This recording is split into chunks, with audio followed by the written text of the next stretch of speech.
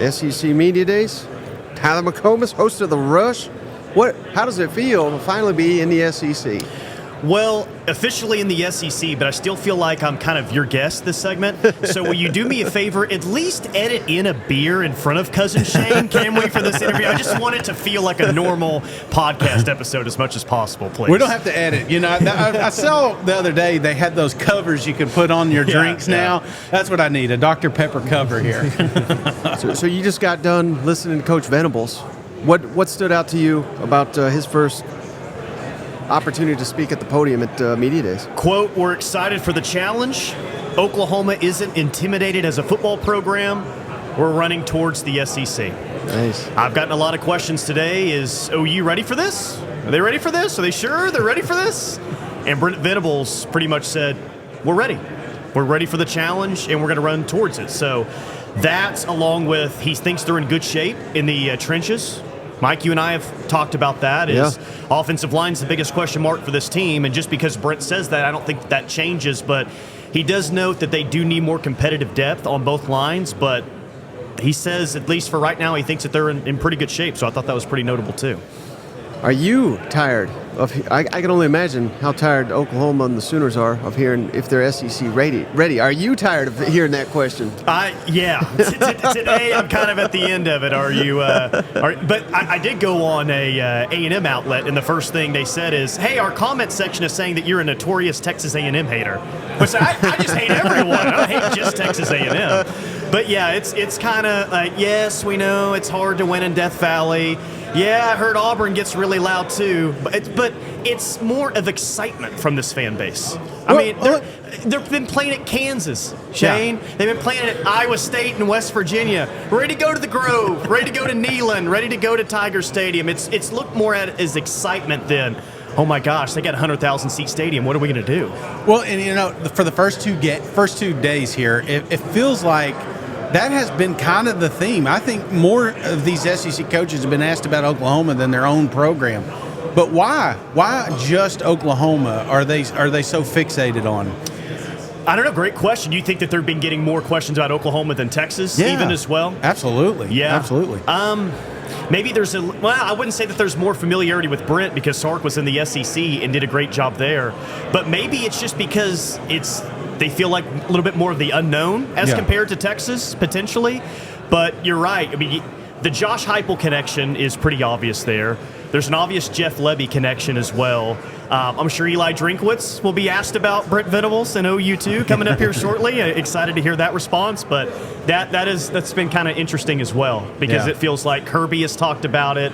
Nick Saban threw a shot at Texas yesterday, which was pretty epic. But yeah, I think we've heard every coach talk about Oklahoma up to this point. Well, we're all aware, even though it's not been a conference game, what a rivalry the Texas matchup is for Oklahoma. But is there another one? And maybe LSU may be too obvious of an answer, but with Oklahoma coming into the league, a new rivalry that you really could project for the Sooners in this conference? I need to know. They're going to get to a 9-game SEC schedule at some point, I would guess. So who are you going to be playing on a year in, year out basis? Because we know how rivalries work in college football. You can't just say, all right, we're rivals now, and let's make up a trophy, and we'll just play for this thing every single year. Like, conferences try to do that, so I need to see who they're going to be playing on a regular basis. If they play LSU on a regular basis, I think that there's a chance that could happen. Now, I know from the Oklahoma side of things, they'd be, we've really disliked this fan base for about 20 years now. I think the LSU fan base would also have to come to that, like, we're down for it to be a rivalry as well. But LSU and I won't say Missouri because I don't want my own fan base to hate me. Excuse me, Mizzou is what they're called in Norman. Yeah, I was about to say your wife's favorite team, Missouri. There. Yeah. Well, is that so? If we go to that 9-game schedule, is that kind of the three that you would think would pop up there as far as this an ongoing annual rivalry? So Ross Dellinger had a story out, and he's in the know. And he did the 3-game permanent opponents for every single team. It was Texas, it was Missouri, and Florida. Right. I don't know if you guys remember that story or not. It threw us off, but we talked about it, and we can, like you said, you can kind of create rivalries just the more you play. But that one was kind of an outlier. That's not the third one we've predicted. So if you could replace Florida with another team, is there one in particular that you kind of eye? I have a feeling here, and you guys can certainly correct me if I'm wrong, but Tennessee fans had a great time in Knoxville. Or Tennessee had a great time in Norman. OU fans had a great time in Knoxville. It feels like there's a mutual respect between the two fan bases there. They don't hate each other yet. Tennessee apparently hates Texas already, which is great. So I think Tennessee would be fun.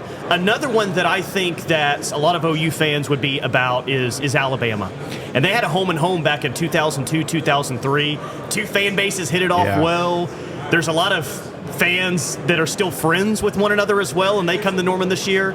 So Tennessee, I think, would be really cool to get to play them every single year, especially if Heupel's there long term. Yeah. But obviously OU and Alabama, two blue bloods, would be pretty sweet as well. That'd be awesome. What do you think about Jackson Arnold getting selected to come here? It's pretty rare for a true sophomore quarterback to make this event. He's kind of the future of your offense. I mean, think about it this way, guys. This is a new era of Oklahoma athletics starting this year. And he is the quarterback that is taking this offense into the SEC. It's a big deal. There's a lot of pressure with that, right? I'm glad that he is, because he's such a major storyline for this team, but you're right. I mean, you don't necessarily see that all the time. We didn't see Nico here today for Tennessee, correct? Right. So I think it's just more of an understanding that a lot of our success is going to have to hinge on this guy. And can they protect? Can they run the ball consistently? But let's start where it matters here. I mean, Oklahoma's success this year, I mean, whatever happens, it's going to be defined by Jackson Arnold's play. And there's no one behind him, in my opinion, that says, well, if this doesn't go well for him, then we can immediately go to this guy. I mean, there's other good quarterbacks on the roster, but this is Jackson Arnold's offense. That's his quarterback room. Mm-hmm. Now, you guys have a daunting schedule coming in. They didn't take it easy on you coming into the SEC. For you guys to embrace the SEC, as Brent was talking about, not run from it, what needs to happen? Like, is there some areas of concern that you have coming into the season, like if, maybe an injury or if this group doesn't come together? Is there some, like, little holes that you're worried about getting exposed?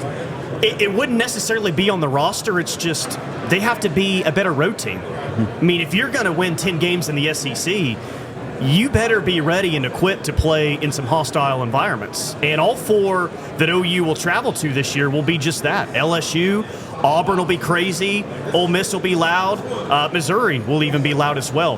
They haven't played well on the road the past couple of years. They were very fortunate to beat BYU last year. Billy Bowman had a 100-yard pick six the other way that kind of saved the day. They lost at Kansas. They lost at Oklahoma State. They lost at Texas Tech the year before that as well. They lost to TCU the year before that. So I don't know what that means, what has to happen. Maybe that just comes down to being more of a consistent team, maybe running the ball a little bit better down the stretch. But that's the first thing I look at, because it's concerning that they haven't been a good road team. And you got to protect your home field in this conference, yes, but got to figure out a way to be a better road team.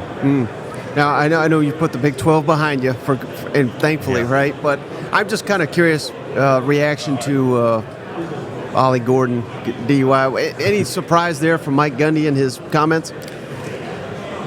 Only Mike Gundy could go into a Big 12 Media Day where one of his players is the focus, because that was like one of the biggest stories of Big 12 Media Day. Oh, they're bringing Ollie Gordon. We got to grill him about that. And Mike Gundy ends up being the biggest story after that whole situation happened, right? So we talked about it last week. It was, probably not the greatest thing to say, but... Was there an apology? Did he come out and clarify? He clarified in a tweet a little bit later, but Mike Gundy is often in the news cycle around Oklahoma, so the fact that he was coming out of Big 12 Media Day, not the biggest surprise there. So going back to the schedule, we got Tennessee is going to be your first SEC opponent that you guys face. So, and I know there's going to be storylines and it's going to be built up, and we're going to be having two top 25 teams when this all goes down. But how big would it be for that university to come into this league and punch a bully like Tennessee in the face? If all goes well for OU, I think you could make an argument that it would be their biggest home win since they beat number 1 Nebraska in 2000. Now, that's also acknowledging the crap Big 12 teams that they've been playing at home for so long and the non-exciting home games that you've had for a while. But it's your first SEC game. Your last quarterback to win a national championship is coming back. It's a huge deal. Like, OU wants to show the SEC, like, not only do we belong, we're going to be at the top of this thing moving forward. Get ready. And a great way to do that is to beat a Tennessee team that's got a lot of momentum right now. You know, this wouldn't be like beating Tennessee 5-6 years ago. Tennessee's got a lot of momentum with an exciting offense. There's a lot to like about this Tennessee team. It would be a massive deal for sure. And I already think that you can make an argument that it's your biggest home game in 24 years or so. I think it's that important. And I think in the SEC, any given year, there's roughly about 10 teams that their fans expect to make the college football playoff, give or take a team or two here or there. But I certainly think Oklahoma is in that category where they really, I think it's going to be, if you make the playoff, this is a good year. If you don't, it's a bad year, fair or not. But what will it take for Oklahoma to make that step in the SEC to make the 12-team playoff? Offensive line. It feels like it's one of the most talked about question marks in all of the SEC. How often do you guys hear about Oklahoma's offensive line? Yeah. That's it. The defense has to prove it. The numbers have to be better than last year. They gave up way too many explosive plays. They also created a lot of turnovers. They also had a ton of tackles for loss. One of the best defenses in the country when it comes to that.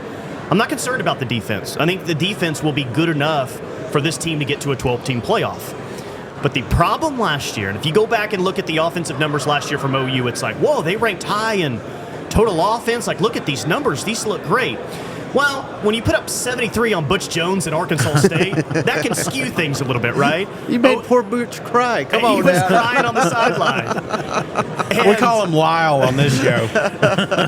But they weren't great, guys, when it really mattered late, and they really needed to run the ball late to go pick up a first down. And they weren't able to do that against Oklahoma State and Kansas. It's going to be a little bit more difficult to do that against Tennessee and Alabama and LSU, right? So it's just more of situationally, end of games, they've got to be better. But it all goes back to the offensive line for this team, man. I believe that. Has the jet sweep been taken out of the playbook? I keep telling these Mississippi State fans or people, like, we call him Jet Levy, so just be prepared on 3rd and 1. They're running the jet sweep. I don't know if you guys have played the new college football game yet. Is it just all jet sweeps for Mississippi State's playbook? Haven't checked that out yet. Hey, I want to ask you about traditions because, from an outsider, we see the wagon. We don't understand the wagons. What is it called? Schooner? Schooner. Okay. Can you, for the listeners that aren't from Oklahoma, can you kind of explain what that, or is there any other quirky traditions, maybe not as bad as, some of these other fan bases, but well, I didn't want to say it. But I am curious. What kind of traditions are we going to be looking at here? Yeah, no all-male cheerleaders at Oklahoma, so I know that's a good thing. So this is, I wouldn't say it's a new tradition, but for whatever reason, it's gotten more and more publicity over the past few years. And normally, a tradition in college football, like something cool's about to happen or something good just happened. This unique tradition that I got for you is not the case. If an opposing team scores in the north end zone, now the south end zone's like bowled out and it's got a huge jumbotron, but the north end zone, you can easily throw a football over the stadium. So an opposing team scores in the north end zone and they kick the extra point, whoever catches the ball will throw it up to the next person, throw it up to the next person until the ball's at the top of the stadium, and they throw the ball completely out of the stadium every single time that happens. So I don't know if that's one that OU should be proud of or we should be proud of or not, but that's a pretty unique tradition. Absolutely. Make those ball boys go right outside the stadium every single time to go go get the thing. What was your reaction to Brent Venables getting a contract extension? I thought it was overblown nationally because it was a 2-year extension, $300,000 a year. And I hate saying only $300,000 a year as if that wouldn't change all 3 of our lives if that were to happen to us, right? But in the coaching side of things, if you're getting a major extension, it's like, $1 million more, $2 million more. I think what that was essentially, and it was a couple of weeks before SEC Media Day, what it was is, we're not going to give him a ton of money. We're not going to give him $3 million, but this is a sign of we like him, we believe in him, this is our guy going into the SEC. He's not on some incredibly hot seat going into this year. We're ready to ride with him. We're ready to roll with him going into the conference. And here's something that kind of shows that. Here's something to the recruits out there as well that, hey, we're all in on this guy. Yeah. Now, I understand in this league, that whole thought process can change in a year's time, 3 months' time, essentially. But right now, I think that was a sign of Rick Venables is our guy moving forward, and we're ready to attack the SEC. I wanted to ask you, because we were in there in the cafeteria. Naturally, that's where I like to hang out. And Danny Stutzman walked in, and OU guy looked over. He says, "That's one crazy bastard right there." So, and that's not the first time I've heard this. So, can you kind of let the SEC know what they're getting with linebacker, highly talented linebacker Danny Stutzman? He likes ninja content. He's made ninja content with another linebacker in the past. I'm pretty sure he has at least one samurai sword, maybe multiple samurai swords. I'm about to talk to him here shortly, so I'll get the lowdown on that one. But he's a character, man. He's a really, really good player. He's a really good player, but he's a character. I think he did a crane kick in the end zone after he had a pick six against Tulsa last year, like Karate Kid, essentially, in the movie. But yeah, he ninja content is his thing. I seen him with something like wizard outfit or something going on. I was like, what the heck is going on here? If there's one player that will break out that Oklahoma fans may be well aware, but the rest of the SEC doesn't know yet, is that, do you think, Deion Burks? Deion Burks. Yeah. You got to have a hot take the day after the spring game, right? I mean, if you're doing this job right. And I came on the air the Monday after the OU spring game, and I said, Deion Burks is going to be all SEC. I believe he's that type of player. Now, I should have looked to see what the voting process looks like on the all-SEC team, because it felt like about 9 wide receivers would make the all-Big 12 team, and there's only 2 on the SEC. I'm like, dang, is this 1965 still? There's only 2 wide receivers? But I still think that Deion Burks, as much as he's going to be targeted, as he's lethal down the field, he's great in the open field as well. Super fast. He's just got everything that you need in a big-time playmaker at wide receiver. Even though there's only 2 spots, and you got to think Luther Burden is going to have the best chance to land in one of those spots, I really think Deion Burks can be that guy at the end of the season. Last question I got for you. Talking about your schedule, we got 4 very, very tough opponents on the road. And I'm not even counting Auburn, but we've got, of course, Texas, Ole Miss, Mizzou, LSU. If you were picking one most likely to win, because you're going to have to. I think with this fan base, you're going to prove that you are ready, SEC ready. You've got to have one, if not 2, maybe even 3 of these teams. But is there one that's standing out like, hey, we can get these guys? Auburn. Their first SEC road game. That's not Auburn. Not counting Auburn. Not counting Auburn. Sorry. We'll say, and I'll take Texas out because you got you got them last year. Let's just say Ole Miss, Mizzou, and LSU. Might as well piss some Mizzou fans off, right? It's Missouri. It's Missouri. I mean, come on. I mean, the history of this rivalry has been, Missouri has a really good team. Here we go. And then OU kind of slaps them back to reality. Mm-hmm. They did that in 2007 a couple of times. One of them when they were ranked number 1 in the country going to the Big 12 championship game. Did it again in 2008. So here we are again. OU and Missouri are about to play another football game this year. And another year where Missouri has these big expectations on hands. Well, if it goes anything like how it's gone for, 80, 90, 100 years, OU will slap Missouri back into reality like they did throughout the years in the Big 12 and the Big 8s. All right, last thing for you, Tyler. Really appreciate your time. I believe you were the one that told me, that this Red River game, you want to basically be the underdog because for whatever reason, whoever's the hype team, the favorite, it's very tough for them.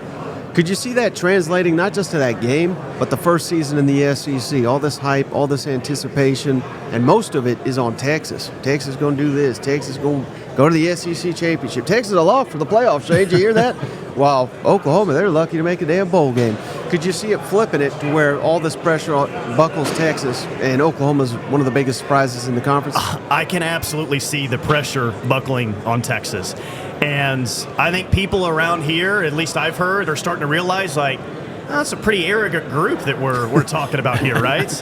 But I call it the decade of suck from 2010 to 2020. And then they sucked for another year or two, so I called it the decade of plus suck that Texas was going under. Yet every single year they were top 15, all these expectations, all this. So if Texas falls flat on their face this year and they don't live up to these lofty expectations, you know what I'm going to say? I've seen this multiple times before. You guys might be all surprised about it, but Oklahoma has seen it multiple times throughout the years that Texas gets all this unrealistic hype and they just fall flat on their faces. So, yeah, I mean, they always have lofty expectations, but this time it's real. Like, they did something last year, and you got to give credit for it, but it almost feels like the expectations for them is to make it to the SEC championship game in year one.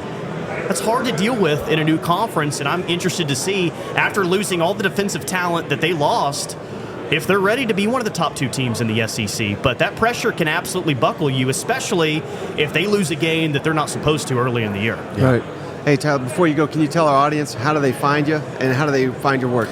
Yeah, YouTube, Tyler McComas, and then the Ref Sports Radio Network, KREF in the App Store, free app on 2 to 6 every day. 2 to 3, we talk recruiting for an hour. And then Sound SEC ready. 3 of it is just hardcore college football after that. But you guys are awesome, and you came to OU, and I hope and I would bet that you felt the OU love since you left Norman, because I'm seeing so many OU fans now consuming the content. Yeah, we really appreciate it. Yeah. Oh, that was great.